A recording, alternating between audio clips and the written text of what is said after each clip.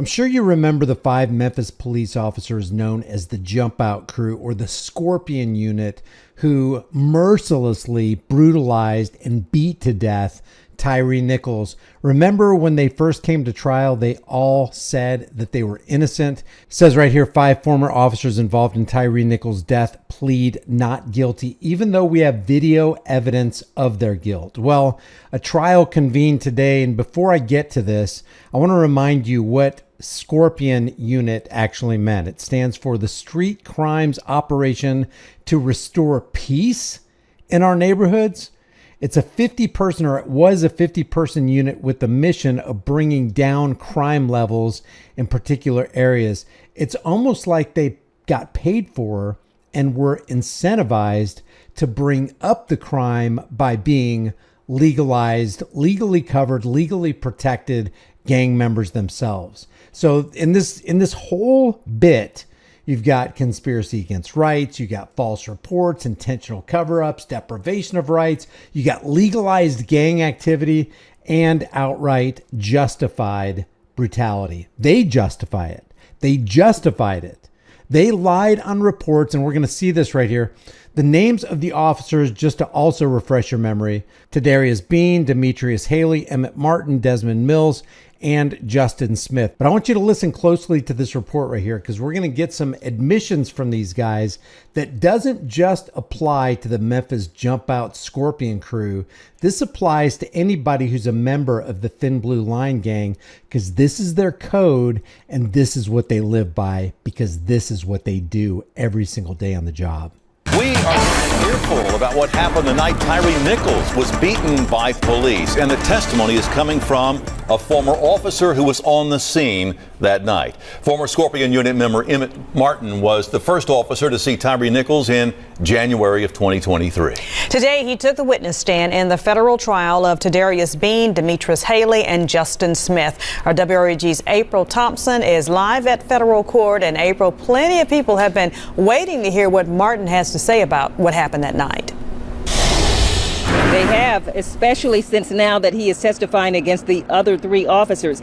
And one thing that we continue to hear Martin say in his testimony: we lied and exaggerated to justify what we did. Oh, you don't say. Police officers lie and justify their criminal actions as they're in uniform? You got to be kidding. Imagine my shock when she said that. Emmett Martin, a former member of the Memphis Police Department Scorpion Unit, describing the deadly encounter that led to the unit's demise and Tyre Nichols' death. Martin testifying for the prosecution in the federal trial of Tadarius Bean, Demetrius Haley, and Justin Smith, laying out how he was the first to see Nichols speed up to make it through a red light and gave chase.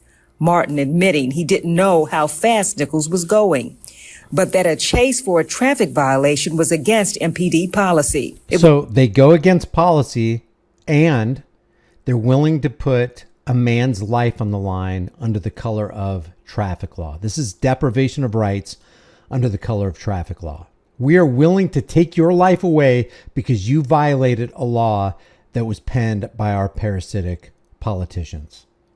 Would be the first of several policy violations Martin testified he and other officers committed that night, describing how he, Demetrius Haley, and Officer Preston Hemphill surrounded Nichols' car, yelling, "Get the expletive out of the car and get on the ground. I'm going to tase your expletive." Martin said Nichols was never resisting and there was no reason to tase him, which Hemphill did. Martin says by the time they caught up with Nichols, who managed to run away, Tadarius Bean and Justin Smith had him on the ground, hitting him with a closed fist. He said Desmond Mills took out his baton and started hitting Nichols 3 times on the arm.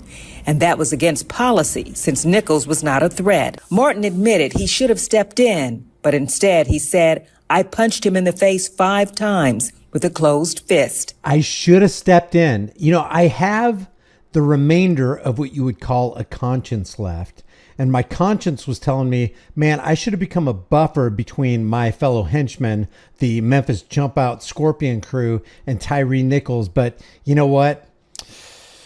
The Thin Blue Line won the day, and I just went ahead and joined with him, and I just started punching this guy in the face until he was nothing but just an unconscious mess. How many times have we seen that? We don't need them to admit this. I'm glad he's saying that. It's just validating what we all know to be true. When asked why he did it, Martin said, "I was mad. I was already on edge prior to even getting there." Now, stay tuned, because the next news report is going to show exactly what exactly happened to make you mad by the time you arrived on the scene to deal with the Tyre Nichols incident. Tried to get him in custody, and it wasn't working. He ran, and that's what happened. Martin said Helly delivered a vicious kick between Nichols' torso and head. Martin said he also added to the kicks, saying Nichols' body jerked. He admitted kicking is not a trained police technique. One thing Martin maintained, out of all the officers on the scene, no one told the other to stop or pull back. Again, imagine my shock. Not one cop who's on the scene is like, dude, you shouldn't be doing that. You wouldn't do this to a dog. You're doing this to a human being. It doesn't even look like he's alive. What are you doing? What did he do wrong? Did he off a whole bunch of people over there back on the corner? Was there a drive-by? Was there a school shooting? Did he rob a bank? I mean, why did you do this to this guy? Nobody to interject a modicum of common sense, rationality, or morality. By the time their Lieutenant Dwayne Smith showed up, he says no one mentioned the punches and kicks they had delivered to Nichols, saying if they did, they would have been charged. Instead, they told him Nichols was high, something they didn't have evidence of, and that he was driving into oncoming traffic and got out of his car swinging. Martin. So, all lies. All of it lies. They lied on the reports. They lied among each other. They had body cameras and dash cameras turned off intentionally, saying they had to justify his actions to justify theirs. Martin also testified to a code that was a general understanding. I'm not going to tell on them, and I know they're not going to tell on me. Not going to put them in a situation where they get in trouble. It was an understanding. Basically, we did what we needed to do. I wasn't going to tell on them, and they weren't going to tell on me. And that is called what?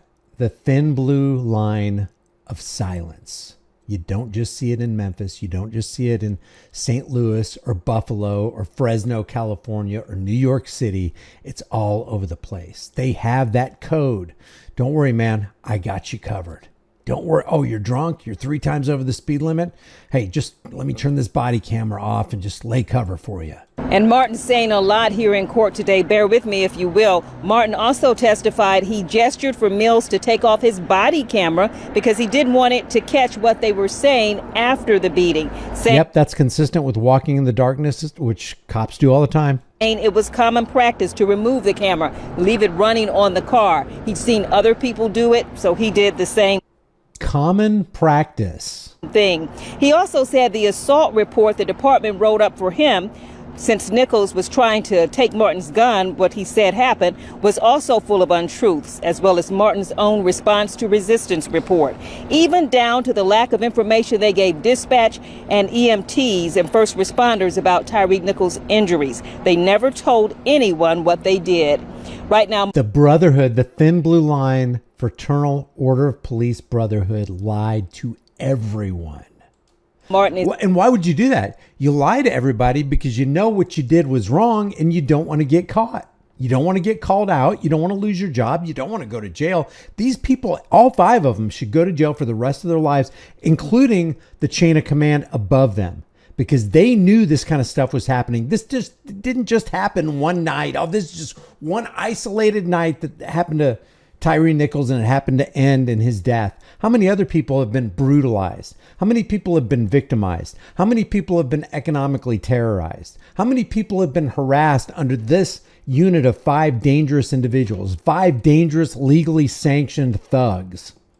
Still on the stand, he is being questioned by the defense attorneys now. They're bringing out how Martin is getting a substantial assistance in his own case for his testimony here, and how he never mentioned Tyre's first question to officers that night they pulled him out of the car, saying Nichols did tell them, why y'all always expletive with me.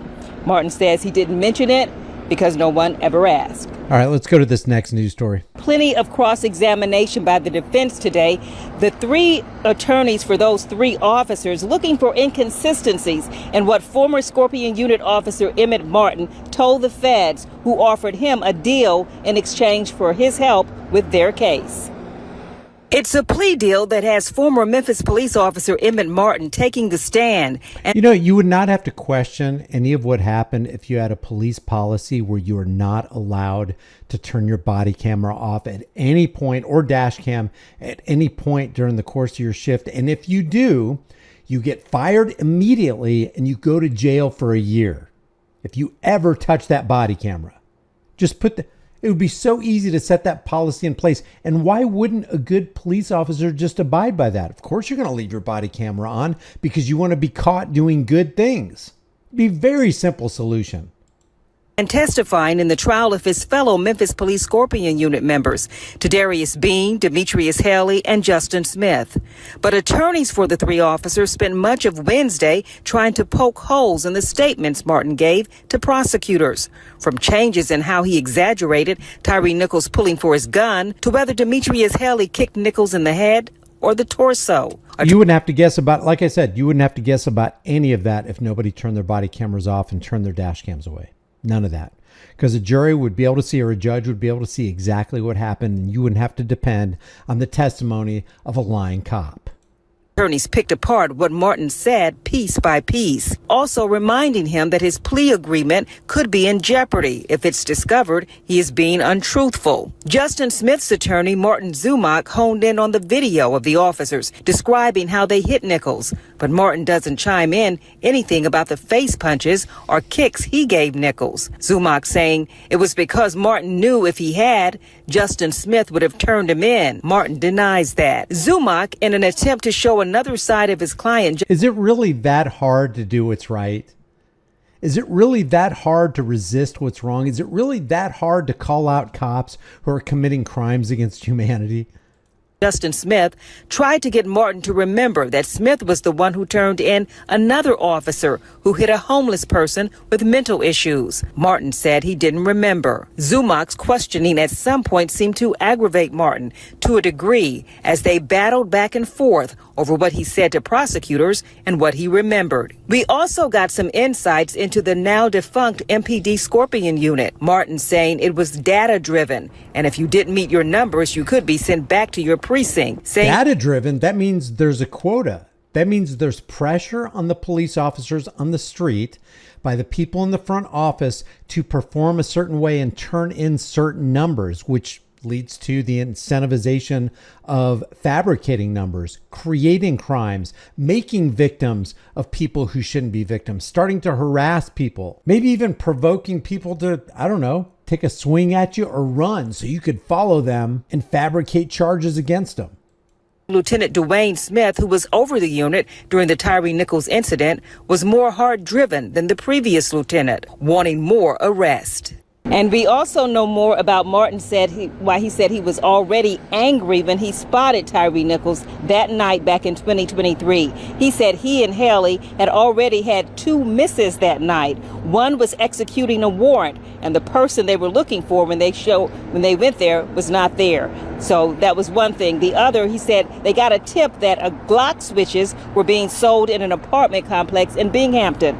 But that hit home for him because his daughter and her mom live in that apartment complex. So in other words, because we weren't able to pull any fish into the boat and take them into headquarters, I was pissed off and we were just looking for some numbers to fabricate. And here comes Tyre Nichols. What a perfect time so we can bring somebody into the station, dead or alive. Leave your thoughts about these 5 cops. What do you think should happen to them? Personally, I don't think that they should ever see the light of day for the rest of their lives. The way they treated Tyre Nichols, like I said, you would not treat a feral dog that way. Not if you have a nanoparticle of humanity left in you. Leave your thoughts about this for the world and the global thought, please, in the comment section below. Remember to subscribe to the channel, hit the bell notification icon, give it a thumbs up, share it with everybody you know, and I will see you in the next video.